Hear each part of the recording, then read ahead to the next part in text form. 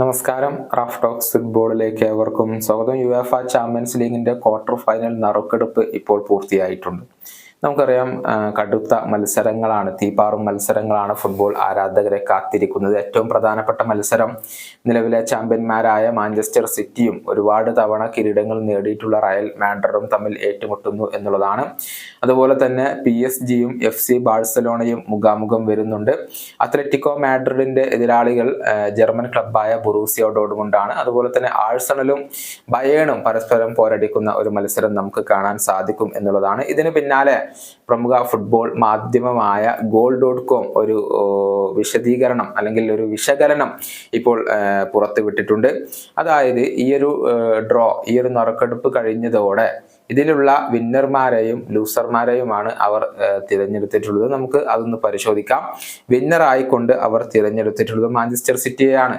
കാരണം Manchester city നിലവിലെ ചാമ്പ്യന്മാരാണ്. Real Madrid സിറ്റിക്ക് അത്രയൊന്നും വെല്ലുവിളിയാകില്ല എന്നാണ് goal.com ഇപ്പോൾ പറഞ്ഞു വെക്കുന്നത്.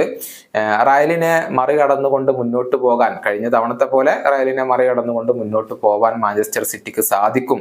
അതുപോലെ തന്നെ കിരീടത്തിലേക്ക് വരെ എത്താൻ മാഞ്ചസ്റ്റർ സിറ്റിക്ക് സാധിക്കും എന്നാണ് ഗോളിന്റെ ഒരു വിശകലനം വരുന്നത്. ഇനി ലോസർ ആയിക്കൊണ്ട് അവർ തിരഞ്ഞെടുത്തിരിക്കുന്നത് ഹാരി കെയ്ൻ, അതുപോലെ തന്നെ തുഷേലിന്റെ കിരീട സാധ്യതകൾ എന്നിവയാണ്. നമുക്കറിയാം, വളരെ മോശം പ്രകടനമാണ് ജർമ്മൻ ലീഗിൽ ഇപ്പോൾ ബയേൺ മ്യൂണിക്ക് നടത്തുന്നത്. ഈ സീസണിൽ പ്രതീക്ഷിച്ച രൂപത്തിലുള്ള ഒരു മികവിലേക്ക് എത്താൻ അവർക്ക് കഴിഞ്ഞിട്ടില്ല.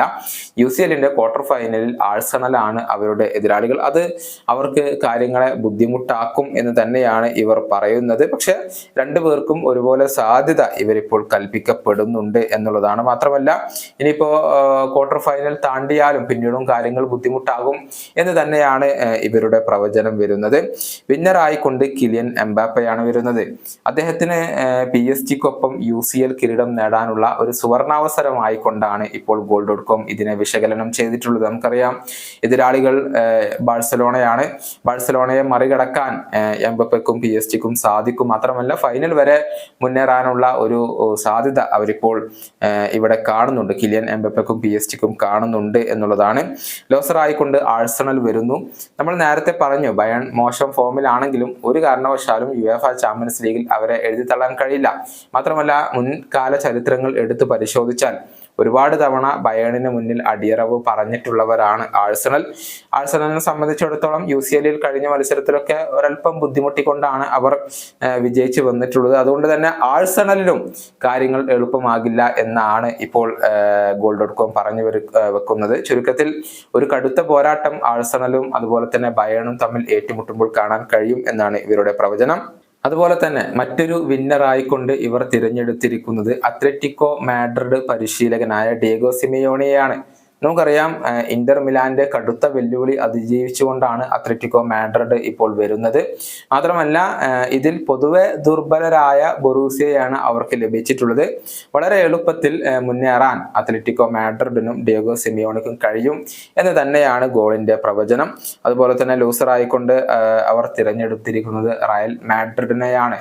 അതിന് കാരണം നിലവിലെ ചാമ്പ്യന്മാരായ സിറ്റിയെ അവർക്ക് നേരിടേണ്ടി വരുന്നു എന്നുള്ളതാണ്.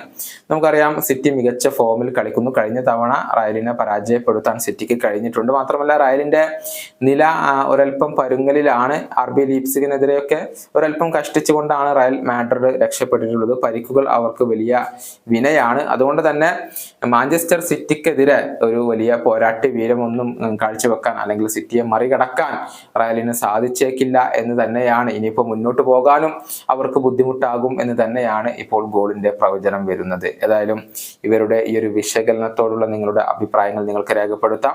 ഈ വീഡിയോയുടെ അവസാനിപ്പിക്കുന്നു. വീണ്ടും കാണാം.